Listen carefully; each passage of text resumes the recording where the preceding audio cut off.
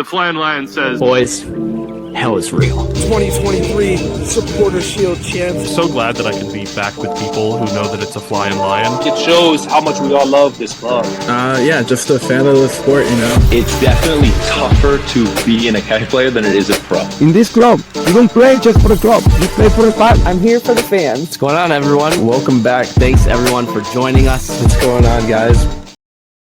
Welcome back to another edition of the Flying Lion podcast. A new intro for a new year. We wanted to do that last time. We got it out today. We're going to talk about some new players signing, some guys on their way out, and all of the above, Sam. It's continued to be silly time, but the players are back. We're starting. It's real. No, I know. And, you know, we've gotten so much news this past week. It's been exactly what we've been looking for, right? Obviously December was really quiet. It was pretty much just Luca Orishano, right? You got a little bit of, the Ramirez, but it was like, oh my gosh, like everything's just stale. It's dry. Like there's no news. And we need something to talk about. And it just comes in a flurry. I think, we got multiple things within one day, and then obviously more things today to talk about as, preseason training's going on, Ryan. I mean, I can feel it. Obviously it's very brisk and cold out if you're in the Cincinnati area, but things are heating up. They are. And, honestly, as we hear from Chris Albright, we're going to touch on a little bit of what he had to say as well. It all makes sense, trying to get this roster together as soon as you can, just to kind of prepare for a shortened beginning of the season. The World Cup is going to hit us pretty quick. You have a lot of games that stack the front part of the season. So getting this roster together and having it all kind of cohesive, let's say, is important for this team in the early part of the season. So we'll roll into some roster news here because, like Sam mentioned, on Monday, we got some news, especially as it relates to the striker room, Sam. FC Cincinnati has signed Tom Barlow, a 30-year-old striker, last played with the Chicago Fire. He had 50 MLS regular season games with them in 2 seasons. He had 5 goals total this past season. His 3 goals came in a hat trick against DC United, and that was really the shining, point for him. Only started 1 match for them in 2025. What are you expecting or looking at when we see Barlow sign for FCC? No, yeah, I think the expectation is he will be that depth piece at the striker position. Obviously, you just stated, right, only 1 start, last year for Chicago Fire. So not a lot of, starts that you're going to see unless, once again, injury happens or we need, rotation. But he does have a lot of experience, not only in the MLS, but he's played in the USL as well with the Red Bulls 2 team, growing up. So, yeah, I mean, once again, another big build of a striker too. You've got on here like 6'2", right? Jabari's what, 6'4", so we got 6'4", 6'2". Not bad. Yeah, no, I like it. I like the build of the player. I was a little whelmed, when you get the news out. We're looking for, striker depth and maybe a starting role, but we see Barlow come in. He's familiar with the league, like Sam said. He's familiar with FC Cincinnati. I think he's played against the USL teams as well. That's really when he thrived. Coming into MLS, he's had some decent seasons, 22, 38 games, 5 goals. 2023, 43 games, 5 goals and 3 assists. He's had some decent years. And, if we look at depth strikers, for this team, the Santos type mold, the Dom Baji mold, guys that have scored, a handful of goals in a season, but give you good minutes. And it seems like from doing a little bit of research on him, Tom's going to put in a defensive shift for us. He's going to run around. He doesn't always have the best finishing, which seems to kind of go with what Jabari we had seen a little bit. But I hope I'm wrong about that. But Barlow's going to bring hopefully a good motor and a good attitude coming into the squad. For those who want to know, we kind of missed it on the last few signings, Sam, but he's a 61 overall in the FC 26 game. I know a lot of people want to know that. I think we've just missed out on it on the other signings because they haven't been like from outside the MLS, right? So like if you're familiar with the MLS, then you should know who these guys are, or at least know of them. But yeah, I think just to touch on that, right? I also, Ryan, contractually, right? He will, I think take up a supplemental roster spot. So that's another guy, right, that we get on a cheap deal. Once again, just veteran presence on a cheap deal, which is, once again, good for the ability and flexibility to be able to make moves either, during the January transfer window or, free agency as, the window continues in that. Yeah, no, I hear, all the shouts and all the comments like welcome back Corey Baird to FC Cincinnati. Hilarious, number one, but making a ton of less money and a lot more flexibility in the roster than what Corey, was technically. So to Sam's point, a supplemental spot, like, yeah, he's not going to eat up a ton of roster space for other potential signings. And it gives us flexibility, gives us a guy that, again, is familiar with the league. And maybe some of the players on the team as well. We'll have to see if there's any deep dive connections there. But past him, Sam, another striker. We had Bubbles, going from Monday night. We were getting all excited about, another potential signing, and we were kind of left, with a little bit of disappointment with the Crockford thing that we heard that I don't think was supposed to be the announced Bubbles. Yeah. As we got into Tuesday, one that we had talked about in a prior episode, Stephen Goff had kind of put it out that FC Cincinnati officially now has signed Kristian Fletcher from formerly DC United. We've bought his rights from them. He's 20 years old, center forward winger. We talked about it last time. He's got a lot of upside. This guy's played in the Premier League on the 2 teams over there for a few teams. Contractually, Sam, what are we looking at for Fletcher here? Yeah, once again, very interesting the way this works. Obviously, like Ryan said, we purchased his rights from DC United in exchange for $50,000 in 2027 GAM. And then, if certain metrics or criteria are met while he's playing with FC Cincinnati, that'll go up to $200,000. And then also DC United will get a sell-on clause if we are able to sell him in the future. But yeah, once again, kind of like we talked about last week, he's been recovering from this ACL injury. Chris Albright kind of talked about the development a little bit, being able to just, have him in, our, I guess, our hands for the training rooms, hands, etc. And once again, just a good buy low piece for FC Cincinnati. Wasn't sure if he would go to the FCC2 team at all, but looks like he's an FC Cincinnati player from, everything that looks like to me, unless he makes a rehab start like we've seen with Nick Haglund and more likely some other guys. But Ryan, I did think it was very interesting.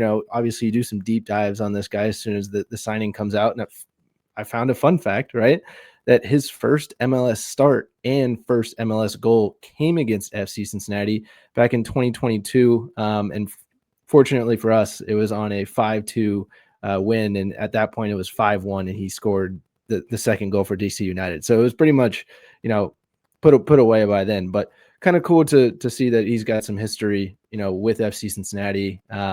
Maybe he, the first goal for FC Cincinnati would mean a lot to him as well. Yeah, no, that's pretty cool to see. I thought, I was like, man, I recognize this guy's name. Like, I think he's been known around, the country. He's been around some of the U.S. men's national team circles for the youth teams. He's got loads of talent. It's just about, again, as we talked about, can he come back from this ACL injury? Can he be effective? It's not maybe as much of a huge play for this season, expectation wise. The guy's just coming back from a major injury. Like Sam pointed out, I think FCC2 could be a good opportunity for him to build back fitness, game shape, all of that stuff. So don't look for him to be, a key contributor or even a bench type player, honestly, even for the first part of the season. Maybe, we target August or something to say maybe this guy can come back and get some minutes. But Barlow is the bigger one, comparatively. Overall rankings, on FC26, he's at 57, but I think his potential is actually pretty high. He's got good speed, prior to his injury as well. We'll see what he looks like down the road, but I think there's a lot of parties involved, in Cincinnati, or FC Cincinnati, I should say, that are very excited about his potential. I saw Taylor Twellman kind of speak about it publicly as well. And like Sam said, a buy low situation that maybe we could get more out of it. So let's update everyone, Sam, the latest on Brian Ramirez, because that's what we thought the bubbles were going to be. No, I know you put out the bubbles and you're like, oh, has to be something huge, because no bubbles for Kyle Smith, right? No bubbles for Barlow. But you get bubbles for Kristian. Not that they were saying he didn't deserve bubbles. If that's what it was. Yeah, I know, but it's interesting. But we thought the bubbles were going to be for Brian Ramirez. And then, he's reported to be in Cincinnati. Lots of reports coming from Ecuador that he's in Cincinnati. Once again, like you had said, Chris Albright pretty much said his visa is kind of the holdup. So he already put out his goodbye to LDU, and we'll kind of see, hopefully by the end of the week, that we get an announcement. Yeah, it's just a question, is he officially able to, start doing some things with the club, or informally maybe start doing some things? Hopefully he's at least getting to know some of the players. I saw, this is public information, he's followed Evander, on Instagram.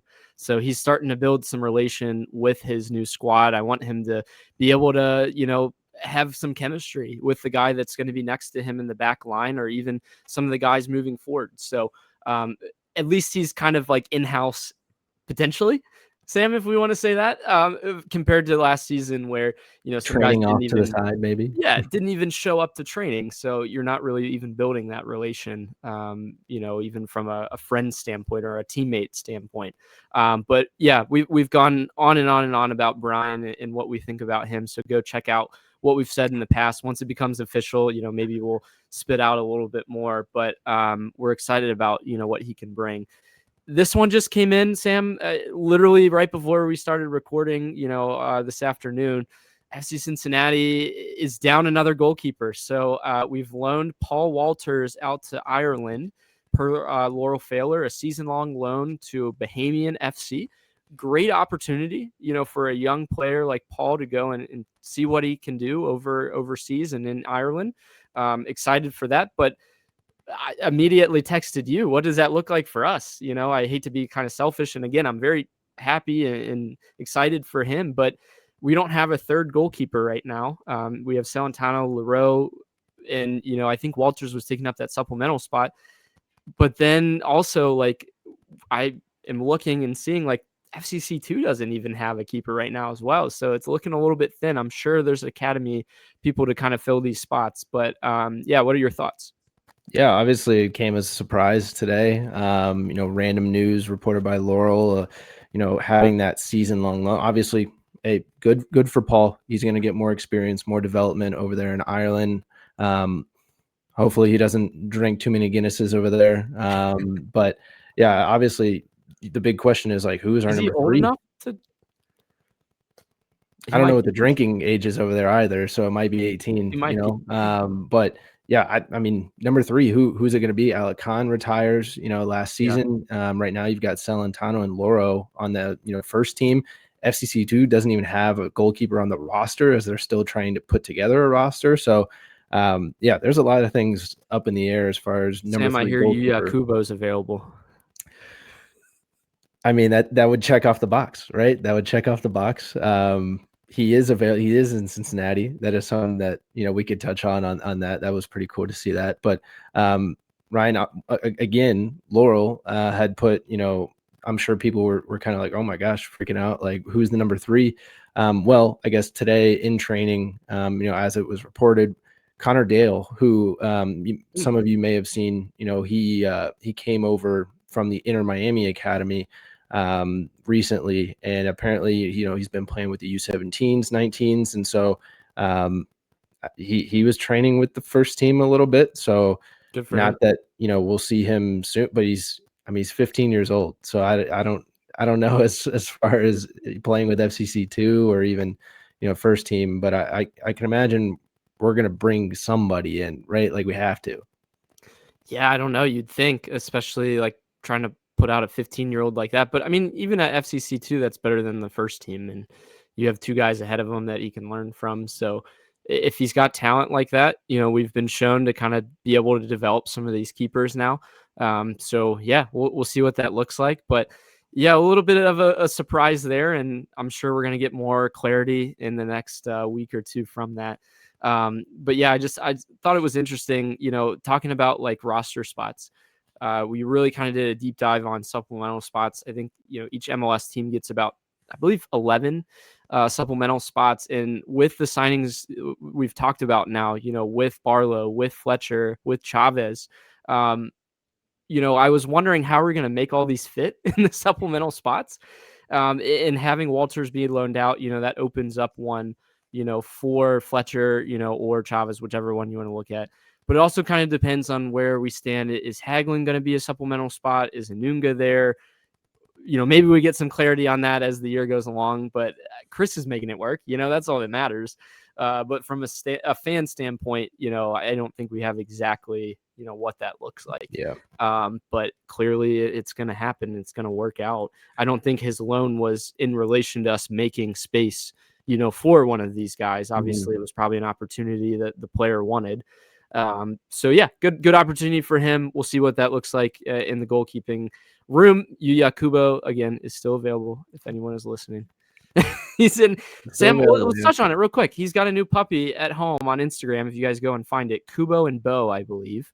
And somebody had made a comment on Instagram saying, hey, we miss you in Cincinnati. Like, hate to see you go.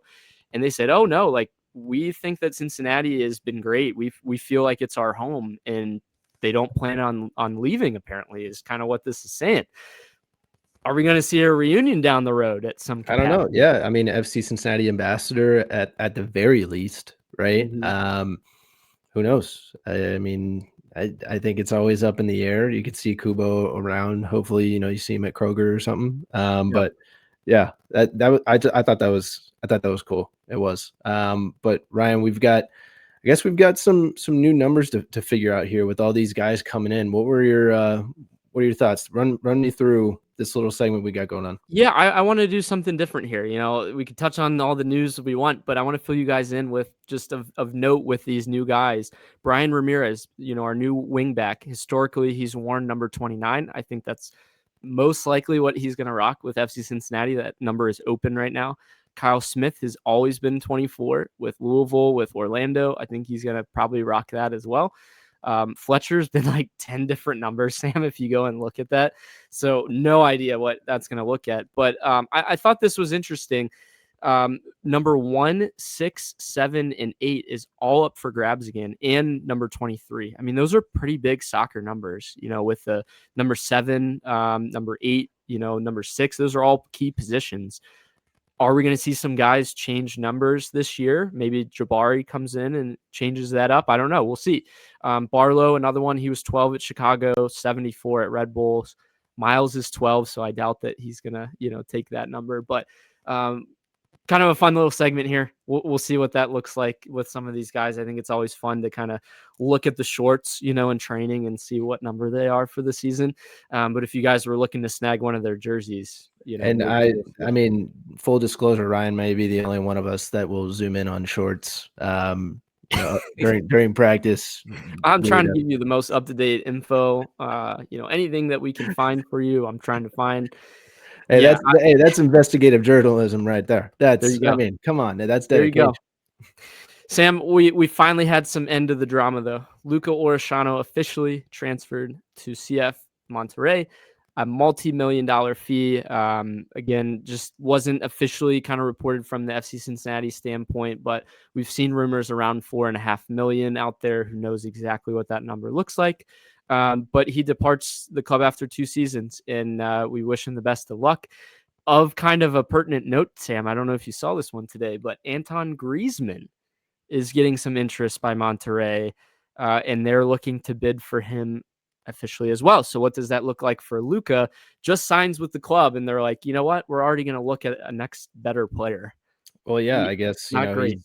The guy that they've been saying is good enough to play in the Argentinian national team, just isn't good enough for him immediately, right? Hasn't even played a single game. Exactly. So yeah, I mean that's interesting. But yeah, I mean obviously Luca officially gone. We kind of said it last time, last episode, but good player, didn't really have a right foot, but he had some incredible moments with us, and we'll never kind of forget that stuff. And yeah, Sam, kind of like officially thanked the fans. He did a little like hand clap, on his Instagram. Does that count as like a thank you, Cincinnati? I mean, it's more than Frankie did, so I'm sure anything above that is kind of the level, right? Like, right. Hey, good enough. You were here for a loan and then a permanent deal, right? I mean, so 2 seasons, But I never had a gripe with him, and how no, he's carried no. himself. Like maybe the fact that he didn't show up to, preseason last year, that was the bigger thing, I guess. But other I than that, mean, Ryan, he handled his business. and this is a shame. He was the last of the blue, the pink, and the platinum hair trio to Oh, leave wow, FC yeah. Cincinnati. Think about that. Yeah, yeah. Yeah. Who's the next one with the crazy hair? Well, so I mean, Teenage baby? maybe, I could see it. maybe, yeah. I mean, over the course of the past year, we've had a lot of hair leave. The Santos leaves, Yedlin leaves. I mean, think about these guys. I mean, I don't know. There's I don't something know. about having crazy hair on this team that just doesn't stick, I guess. Anyway, that's for a different time. Roster-wise, so after these signings, what does the striker room look like, Sam? Is it filled now? We heard Chris Albright say, hey, Jabari was signed to be a starter, but then Brenner fell into our laps. So to me, it kind of seems like, hey, they're satisfied. He actually did come out and quite frankly say, like, we feel good about the guys we have. Listing them out: Kevin Denke, Jabari, Barlow, Fletcher, Sharilla, Mamba Dem, and maybe Dado that could play there. Maybe Ender. I've heard some shouts around that. The drop off from like natural strikers though, like Denke, obviously, and then Jabari, yeah, but like who are proven goal scorers in the striker room right now? Very few, very seldom. Very few. So yeah, honestly, it's still a little bit of a concern. You get the depth with Barlow, but is it enough? Is that something maybe, this is a career year for him? Like you don't really know, right? Really, I mean, Maybe. it takes, a certain system or something, but yeah, obviously they have the confidence in the players that we have on the roster to make it happen. But I still feel like one's coming in. no, Like he's gonna say they're happy. Of course, he's gonna say, but I feel like we're still looking always to improve. Senior spot, supplemental.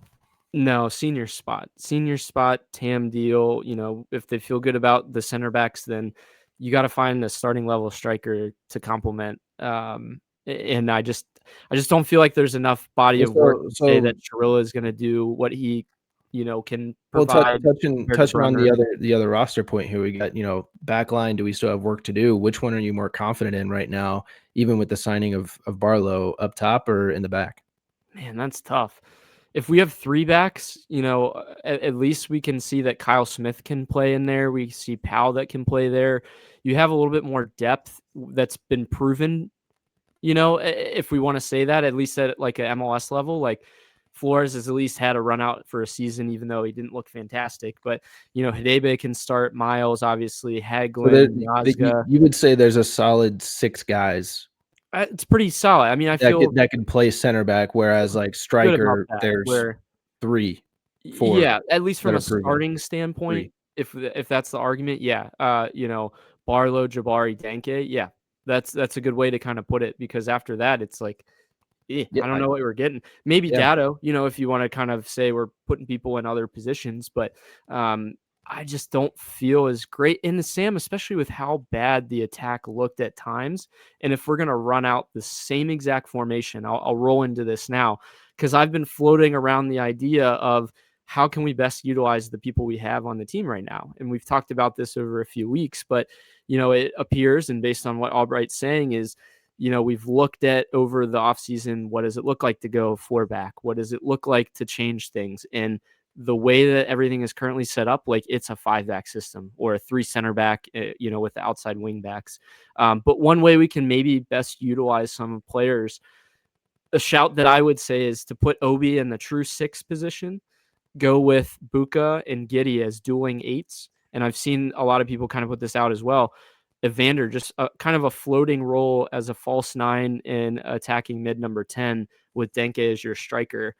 And that way you can get Giddy on the field. You have more ball progression through your number 8s, and Obi can just solely, be that destroyer in the midfield, and that stabilizes things.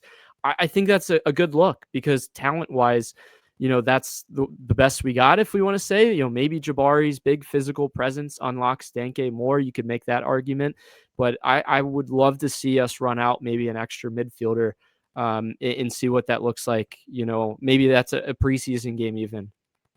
Yeah, I think it's obviously it's worth a shout. It's similar to giving a shout to in the past couple of seasons the sword formation that we've done, right? I Yeah. mean, different things that could work for different competitions, or if it sticks, right? I believe it was the sword formation that did really well against Inter Miami, right? 2 years ago, yeah. Yeah, 2 years ago. So like we stuck with that, I think, for 3 or 4 games after that, and then obviously like It's dismantled it. But it, I'm it getting, just like, depends. flashbacks though, Sam, like, because 'cause I'm thinking, like, we went to the sword because who was the other striker? No, yeah, yeah. It's more of Evander as a false nine isn't bad.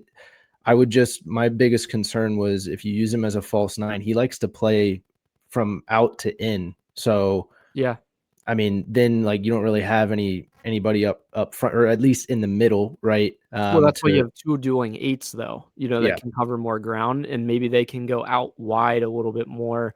I think I had texted somebody about this, but if you're gonna roll that out, I need a committed Evander and I need a committed Denke in the press. Mhm. We just didn't see that last year, and that was a huge hole for us. You look at Lucho, going back to Lucho, going back to Lucho's press, Sam, unbelievable at it. Him and Vasquez, their work rate was huge. And last year, our press was less away from our attacking goal and more towards ours, which meant teams could get closer to goal faster and get in attacking positions easier.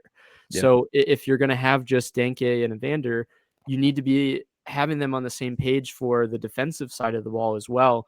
Otherwise, it's just they're coming right back at us, but you have an extra midfielder. Maybe that changes things. So just an interesting shout. I wanted to put that out there. The way that things currently stand, like we just don't have natural, right back, left backs. And maybe Kyle Smith, but not in like a starting style role, sustainably. Would you agree with that?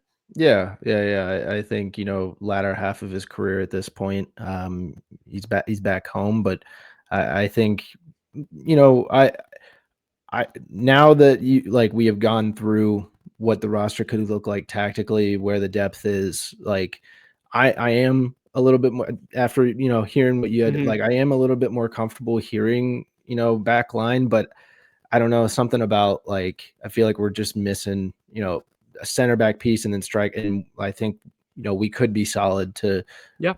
at least be looked at as, once again, a top three, top two squad in the Well, MLS. Sam, run it back like from last year. Okay, the same personnel, but something's got to change. We Mhm. can't be doing the same exact thing, same exact formations, Oh yeah. and just assume that oh, well, we have a new assistant coach that's going to bring new ideas. It's like you literally have the same players. Like, get them all to work together, number one, but it's the same tactics almost, it seems. Like, how are we going to get more creative up front? How are we going to get more service? How are we going to be, more attacking?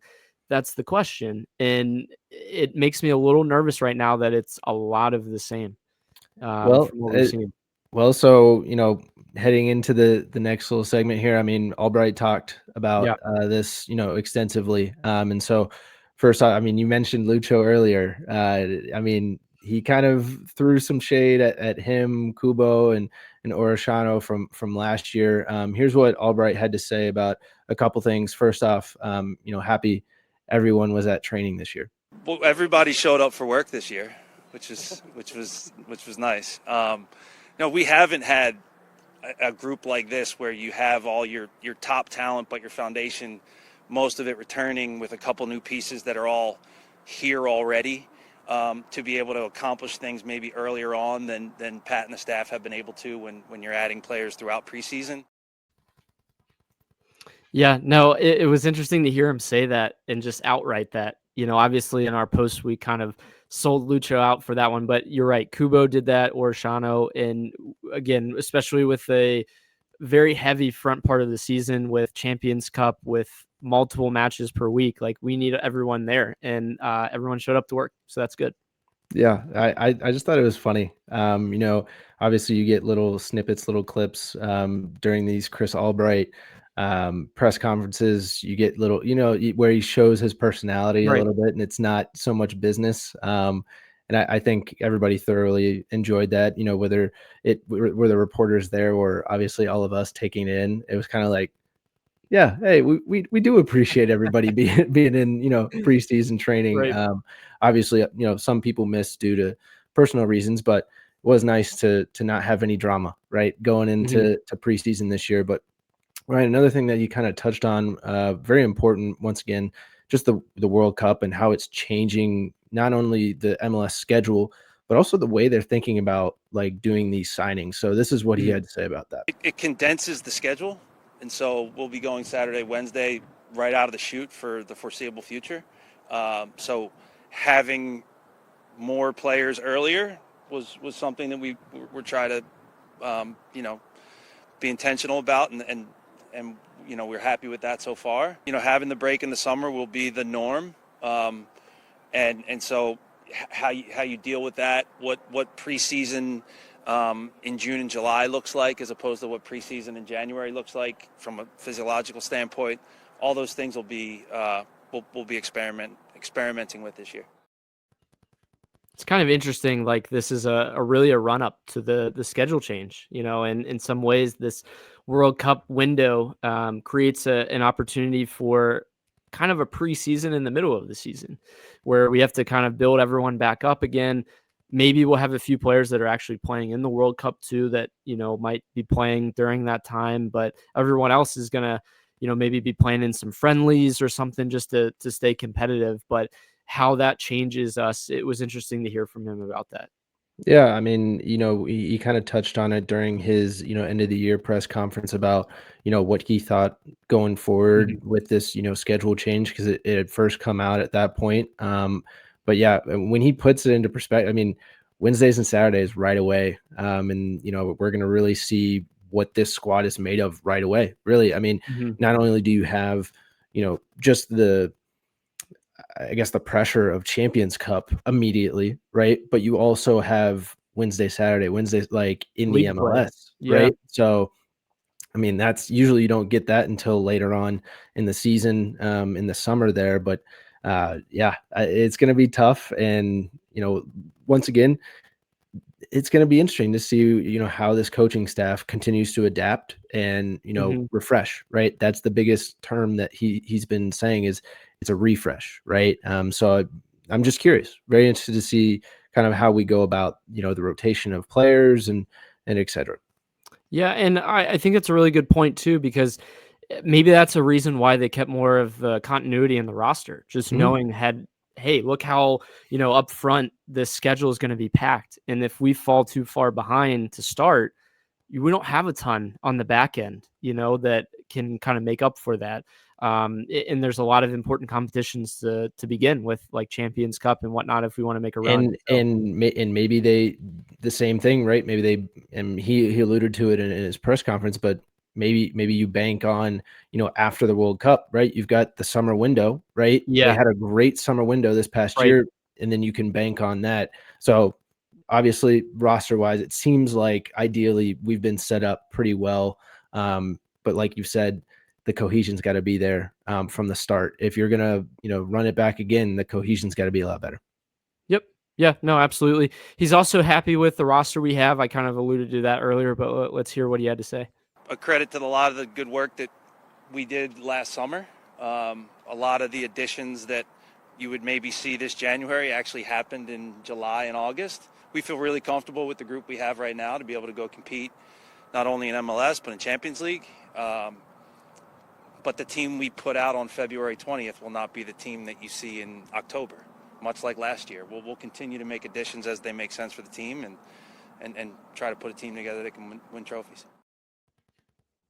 Yeah, it's year to year, like same thing. Like by the end of the season, it's just with where we're at in the scheduling, by the time you add players later on, like it can change the dynamic of the team going in, to the playoffs. But how do we best set ourselves up for that? Do we want a top 4 spot to be able to host, home games again? But at least with where we're at, obviously the GM is going to be happy with his roster. But does that now kind of put pressure on Pat Noonan to say, like, look, we're pretty satisfied with what we got. Now, coach, go and make it work. Interesting to kind of hear from him, but again, refreshing to be able to know exactly what our GM is thinking and our plans for the season. Again, we don't get a ton of that from other sports, so definitely appreciate that when we do get it. And we've had 2 now in 2 months, roughly, a little over 2 months, so pretty nice. Yeah, obviously, like, as you continue to build this squad and see the growth of FC Cincinnati as a club, the pressure is going to continue to mount until you get that first, trophy. Obviously, we've got Supporter Shield, but Right. the first tournament trophy, Or rather even than to make a regular season. final. Exactly. Yeah, make a final, something. Give it something to where you can alleviate some of that pressure. Go, okay, like they did this season, like, okay, ownership can relax a little bit. The staff can go, hey, we accomplished this season. That felt good. Until then, Ryan, it's going to be a lot of pressure. A lot of pressure. It just builds after last year coming in second in the Supporter Shield. Yeah, a lot to be excited about, though. And like we've heard from the beginning of this episode, new pieces coming in, making an impact, but rolling it back a lot of the same. Maybe that's a good thing for this squad, too. So let's go to a break here, and then we'll be back talking about some new dates coming up for preseason. We'll be right back. Hey, everyone. The Flying Lion podcast is your home for FC Cincinnati coverage as a part of the Chatterbox Sports family. We're proud to be a part of a growing network of creators who are building real connections with fans across the region as the game continues to grow and in preparation for the 2026 FIFA World Cup hosted in America. Yeah, and if you're a local business or a brand looking to reach an audience that's passionate, loyal, and plugged into the city's sports scene, this is the place. Partnering with us is not just supporting a podcast. You're joining a community that celebrates FC Cincinnati and various other Cincinnati sports teams as well. So reach out through our email, which is Flying Lion Pod, FLYIN Lion Pod @gmail.com, or direct message us on social media to learn more about sponsorship and partnering options. Thanks again. Thanks again for joining us for this episode. Preseason, again, is constantly evolving. Last week, we got some good clarity about what preseason matches FC Cincinnati is going to find themselves in as we kind of run through a schedule here, Sam. I don't know if we've had such clarity on this, but from a fan standpoint, we appreciate it. Players reported this past Saturday. They're now in training in this horrid weather that we have out here. But they're going to be going down to Florida here soon, so don't worry, these new players. It's not going to be this way for a while. Everyone except for Kristian Fletcher and Hadebe were in Cincinnati at training. Anunga maybe as well appeared to maybe be the other one. Yeah, Laurel had said something about that. She had missed somebody from yesterday from her reporting. She said Anunga was also not in training due to personal reasons. Okay. So, but otherwise, full squad there. I had wondered, we had kind of briefly touched on the fact that Hadebe had a knock that he took in AFCON. Yeah. I had kind of told Sam that if this was as serious of an injury, he would have been back in Cincinnati. He would have been evaluated. He would have an MRI. It was probably a knock, and he's just taking a little bit more personal time before he comes back. I don't see anything more than that, I hope. But again, the faster that we get Hadebe back, he can acquaint with Ramirez, and that only strengthens our team. So I look for him to probably join the squad in Clearwater, I would imagine at this point. So as we roll into that, January 19th through February 16th, preseason down in Florida. We're going to have a match against New England Revolution on January 23rd. Another one 5 days later against Houston Dynamo. Second year in a row against the Dynamo with a new look squad. They got a lot of new guys coming into their roster. We actually played Detroit City, so that is interesting. A former USL. Well, actually, I think it was Open Cup opponent. They're never in the USL. And that's going to be on February 7th. And then our last one that we're going to have before the official start of the season, February 11th, against Orlando City. So that, again, all down in Florida, will be nice to have, sustainable amount of games. We'll probably see more continuity in rosters this year for preseason matches than last season, where it was just like a lot of hodgepodge, a whole bunch of different things.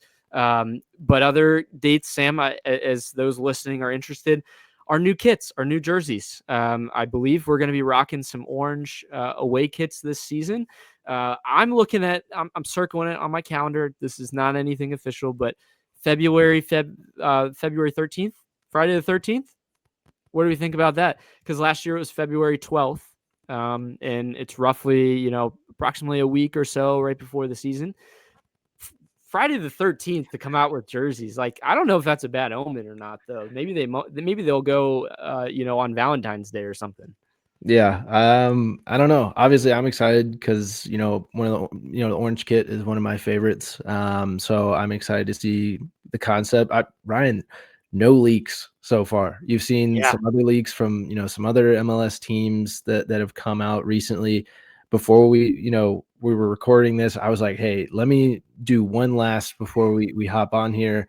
And I couldn't find anything. There's not a sniff of an FC Cincinnati leak. So props to the team over there for holding stuff down. But we want to see it. We want to see the leaks. We want to. Pretty tight-lipped over the past few seasons. Like, I know. Maybe it comes out like a few days before, but yeah, historically, like Inter Miami's is like out there like before the end of the. Well, that's season. But you need to sell more jerseys of that, right? So people need to know ahead of time. So Sam, did you see? And for those listening, maybe you can comment too. Did you guys happen to see St. Louis City's rumored kit? The gold one, it's like a gold, silky looking kit. I saw somebody that was like, "This may be the worst kit I've ever seen." Very interesting. I don't know how it. St. Louis has not had any good kit since they came in Okay, they've had the first one was nice last year with the collar was not good. No, yeah, that's the past 2 years have been terrible. So if that is the confirmed one, like that's not good. There was a lot of rumors that maybe collared kits might be coming across the MLS, but I think we've seen enough now that I don't think that's the case. At least I don't think that's the vibe of FC Cincinnati either. Is like with a collar. I don't think so either. Unless they do like once again maybe like a German Bavarian diamond type maybe. But Ryan, some other dates news. Obviously once again season opener right around the corner. So if Ryan's looking for that February 14th kit release, possibly on Valentine's Day, well, the season opener is on February 18th. So I would like it, a little bit sooner than that. But they, once again, playing the Champions Cup, round 1 and leg 1 down in the Dominican Republic. So once again, they get to go from Florida down to the Dominican. Boo-hoo, right?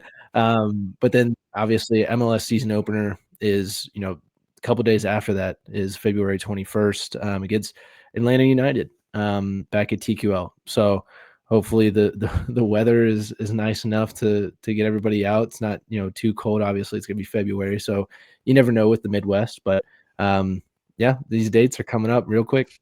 Shock to the system going from Dominican to oh my gosh, I know Cincinnati. But yeah, we won the last couple of seasons, in the first match. So we've been shown to do it. Let's see what it looks like, going from Champions Cup to, MLS first game as well. But some other first team news before we go to the FC Cincinnati 2 news.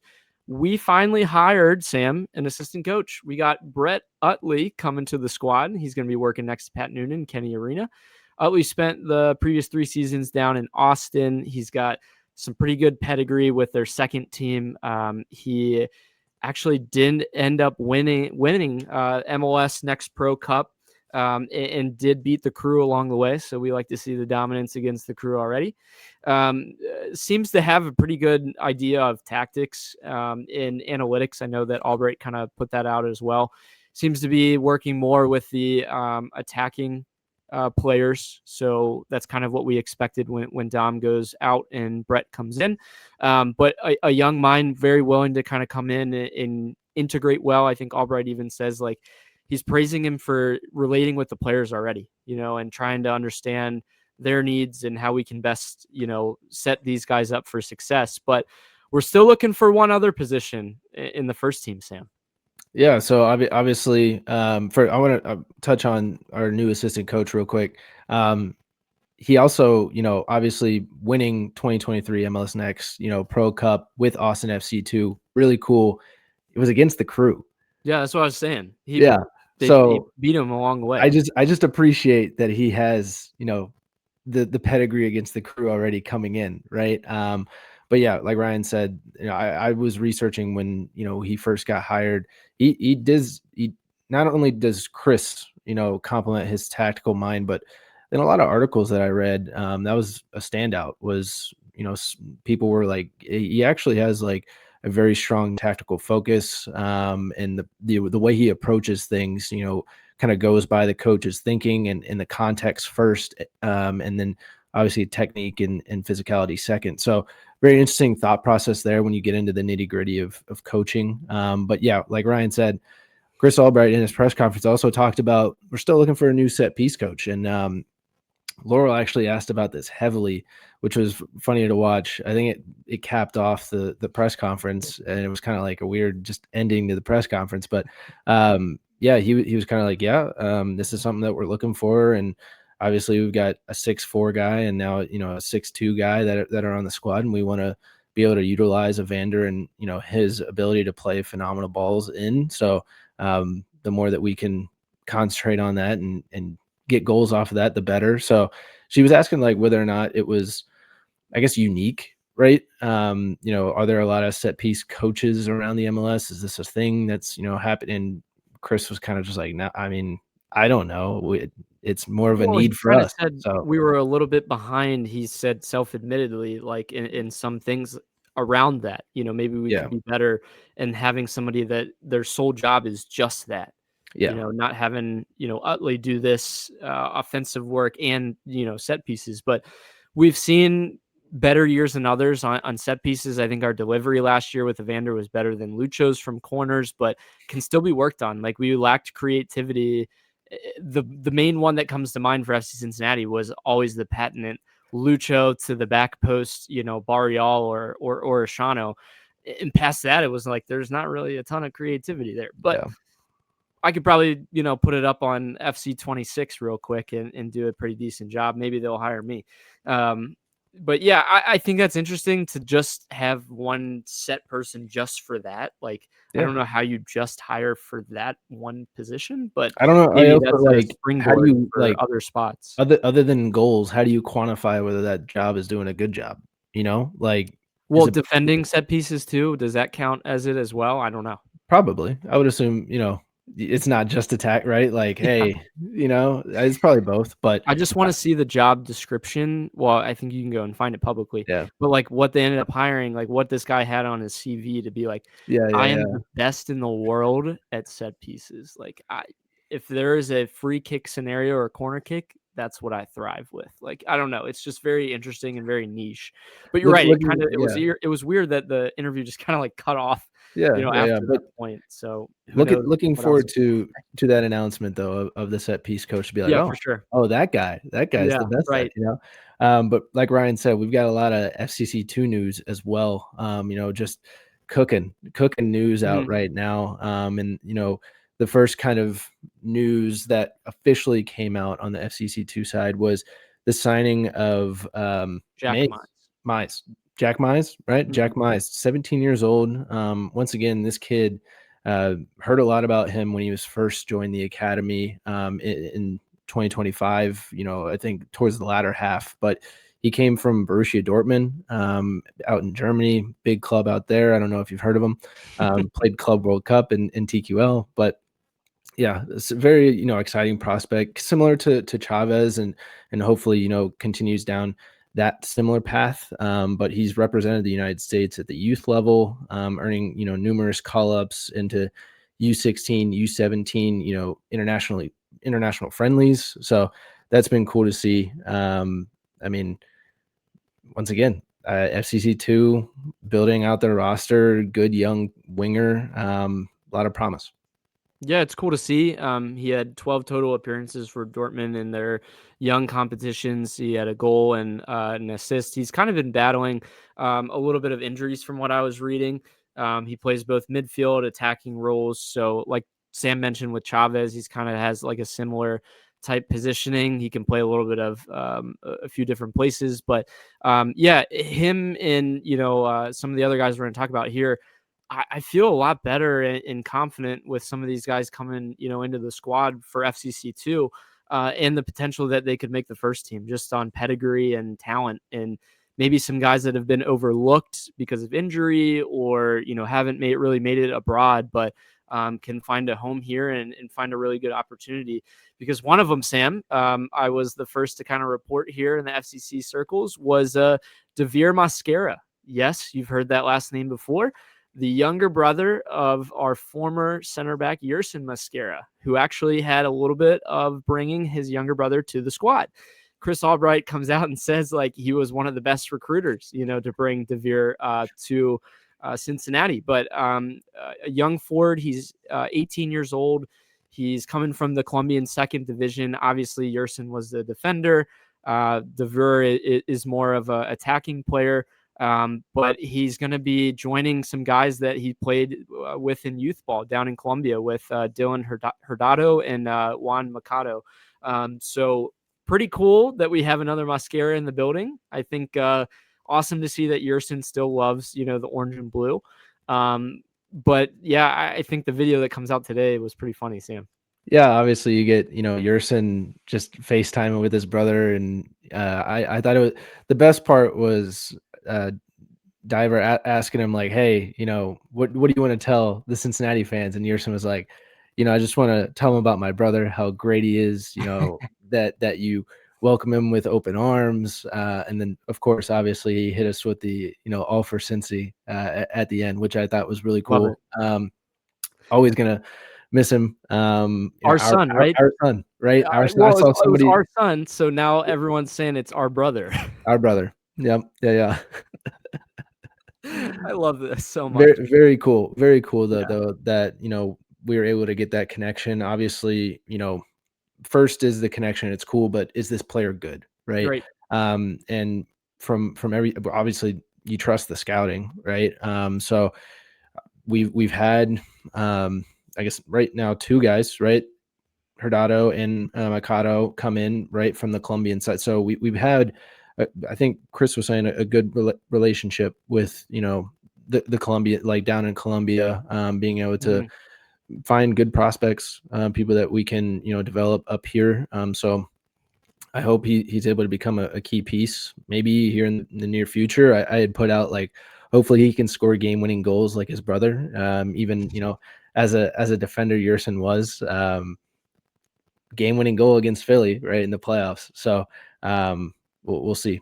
I would take a flyer on an ounce of, the talent that Mascara, has. And if it's in the bloodline, like, yeah, you definitely got to take a flyer and see what that looks like. Maybe he makes a good run and develops. And it's just really cool to see that they still have this relationship with the club and is, thinking positively about his time here to develop his younger brother. And maybe that means, in the offseason, Yerson comes back too and can come and visit his brother. The games are free at NKU. Cool. Yeah. Pretty cool to see.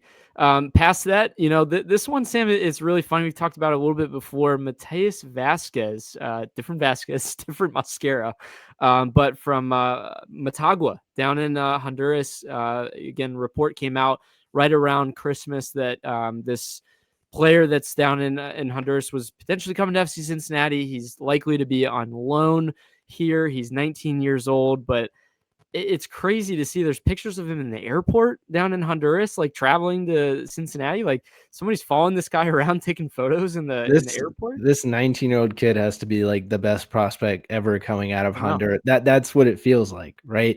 The amount of news and coverage that have been on this 19-year-old, kind of wild, who's just a loan with an option to buy for FCC2, right? So like I don't know. We'll see, how this works out. Obviously, this is another forward that FCC2 is signing, so that's 3 straight forwards that they get, right? And then I think they have Schaefer, and they've got Shrilla as far as like their big 2 center backs, right? So maybe they're trying to just bulk up the offense a little bit, missing some midfielders.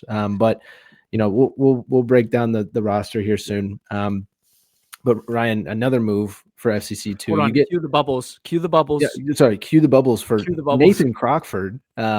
His rights were traded to San Jose. Ryan was, obviously earlier in the episode we were alluding to the bubbles, and then this news come out about Nathan Crockford's rights being traded to San Jose, and we're like, this is bubble worthy. But That's prime troll job by the yes, yeah. But he was traded to San Jose for a 3rd round selection in the MLS Super Draft next year for his rights, and immediately San Jose signs him. So similar to what we did with DC. Nate Crockford made 11 appearances for FC Cincinnati, 2 in MLS Next Pro last season. He had 3 clean sheets. He was just behind a lot of people in the system, right? Not really going to get enough playing time. I think it's a very similar situation. I think we got him from DC United, right? Last year coming into FCC2. So hopefully, we wish him the best in his, career. Hopefully he's able to get some playing time somewhere. But yeah, not really bubble worthy. No, not at all. Not at all. But like it again raises the question of like, well, where do we go for keeper then for FC Cincinnati too? Is it, the young player Sam mentioned, the 15-year-old? I don't know. But as we kind of look at the FCC2 roster, now we have Mascara, we have Jack Mize, we have Andre Sharilla, Samson, the guy that came in from Montreal, Lajar, our draft pick, and then guys that were returning with Herdado, Machado, Schaefer, Yair Ramos, is coming back. Carson Locker, I think, has been played. He was a good winger in the academy. He got some really good playing time at FCC2. Actually showed kind of similar spurts to what Chavez did. So another good winger for FC Cincinnati. Well, and then Vasquez. So swing players, I kind of put out here is Stefan Chirilla probably going to get some minutes again. Mamba Dem, if he doesn't get loaned out, Chavez probably will, and then Jimenez, because we had seen this. These guys sign homegrown contracts, but can still go back and play with the second team too. But I also wonder, now that we've got a more sustained academy, we're poaching a lot of great guys from different places. Maybe we're opening up more room in our FCC2 roster for these guys that break through in the academy, and we sign them that way instead of just kind of poaching, from different places. I think that's more of what you'll see in the next year or two, is just kind of bringing them through our system more instead of like bringing them in for a year, out a year, this place, that place. Like because then you're expecting the player to immediately make an impact in FCC2, and hey, show me your worth in a 1-year loan with an option to buy. Right. Obviously it's going to put a lot more pressure on the player, and you want to see the best in them and be able to see them develop in your system first. Right. And so I think that's what, you're alluding to. And I think that's honestly a good plan. Similar what's interesting as we talk about it, and we're seeing a lot of new faces with the 2 team. We obviously have a new, coach for them. We talked about Sammy last time. He's bilingual, by the way. I thought that was cool that Albright kind of put that out, that he can talk to a lot of our Spanish playing players. But, talking about a refresh in terms of system or personnel, if we go to a different formation, like what is the identity of FC Cincinnati at the first team level? And how does that impact the academy, the 2 team? Does this refresh kind of change the gears and the type of player that we're looking to bring into the academy and then to the first team, Sam? I don't know. It's interesting that I'm sure they're looking from top to bottom. What do we want to look like in 3 years, 4 years, style wise? No, and that's the stuff that you got to look at as a GM, right? You got to look at the whole picture rather than, just day to day and the first team, really. You got to look beyond that and what's best for not only FCC Academy, but also the second team and the first team all the way up. But as we move on to the latter half here, other MLS news, Ryan, I mean, some things around the league, some big names, some big strikers possibly coming in. Timo Werner, San Jose. He's not coming to FC Cincinnati. Yeah. like BR football. Yeah, BR football. If you were wondering, he is not coming to FC Cincinnati. He's going to San Jose. We already got a "Here we go" from Fabrizio, so that's how you know he's coming to the MLS. Thoughts?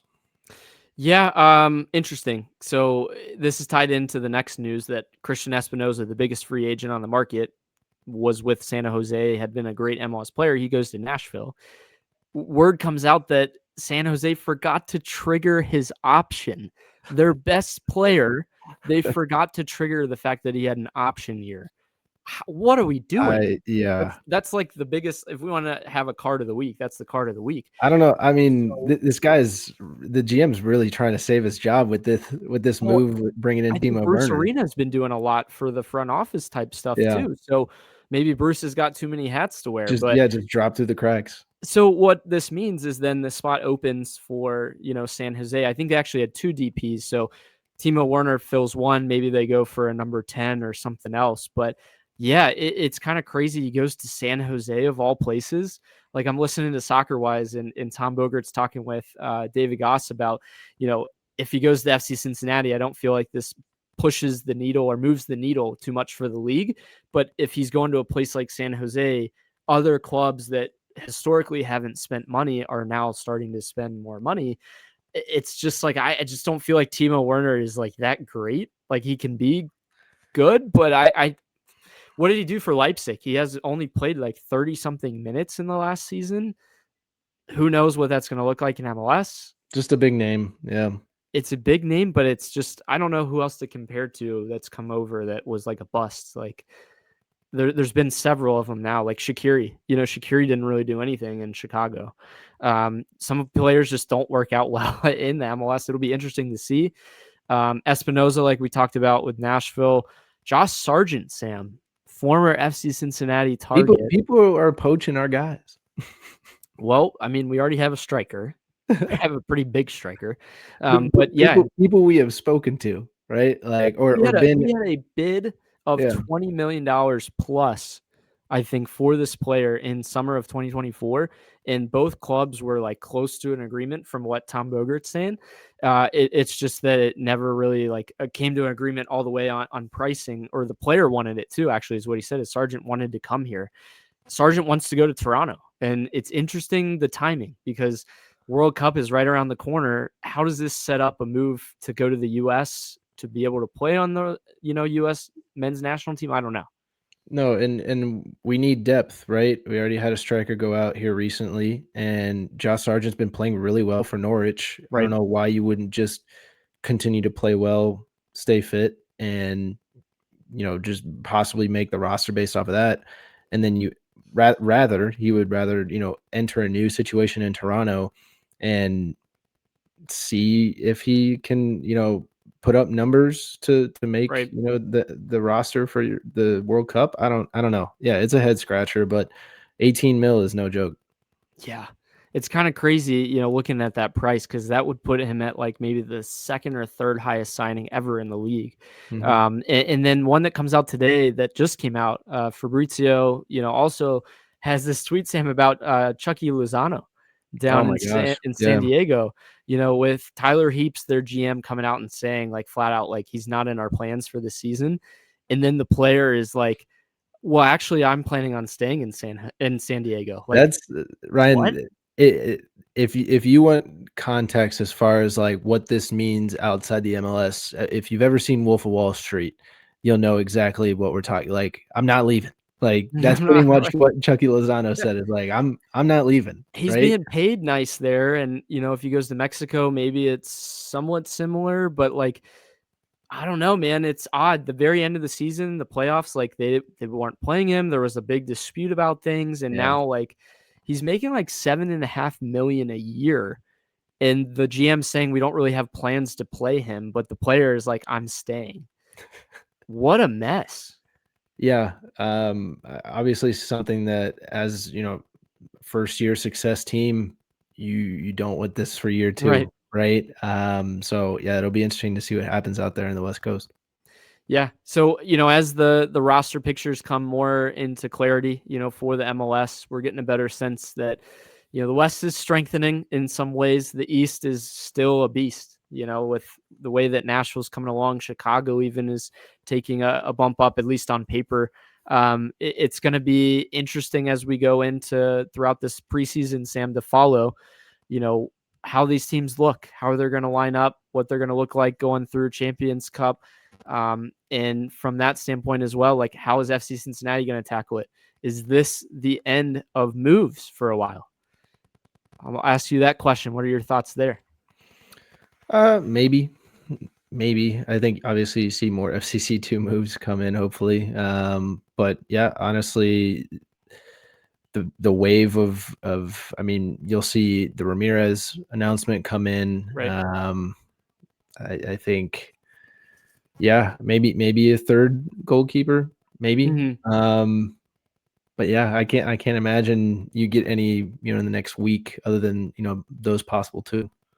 I think this is what you're looking at going through the preseason. And, the window's open until April. We can still sign some players, but a GM wants to have a little bit of flexibility too. And if we have, a few senior roster spots available as we go along through the season, we get through, the summer, we want to have some options to be able to strengthen the squad if we need to. So I know Chris is making the right decisions in taking his time. We've seen it with other, systems where they kind of jump into this opportunity with this player and then it's not a good fit.